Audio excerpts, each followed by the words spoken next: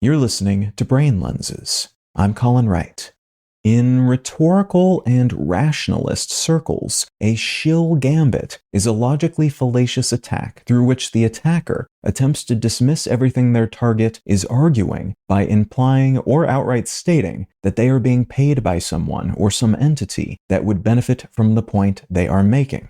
The aim is to make the other person's argument seem less convincing or completely moot by suggesting they are only saying what they're saying because they are being paid to do so. This is a version of what's called an ad hominem attack, which means attacking the person making the argument rather than the argument itself. And often this sort of attack is leveraged when the attacker does not have a good counter to a point that's been made, or when they want to poison the well of the conversation, making it seem somehow unworthy of debate because those on the other side are doing something wrong or latently dismissible. There are times when a conflict of interest is a legitimate piece of data to introduce into a conversation or debate, of course. When someone is actually being paid by an oil company to question the global scientific consensus of climate change, for instance, we might rightly question the validity of their arguments based on the conflicted interests of their source, which in this case would be the folks paying them. This sort of claim becomes fallacious, however, when such accusations are unbacked or irrelevant. Claiming that someone supports vaccinations because they are a medical professional, for instance,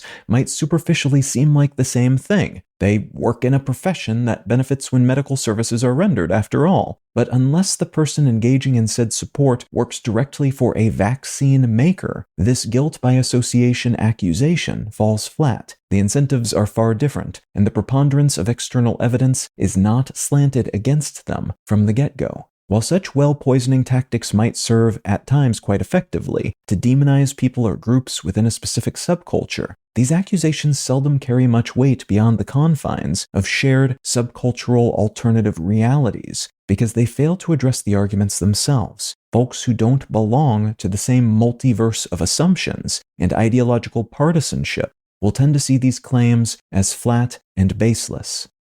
I'm able to present Brain Lenses in both its written and audio formats ad-free because of support from listeners like you. If you're enjoying what I'm doing here, consider becoming a paid supporter for the cost of a cup of coffee each month at brainlenses.com.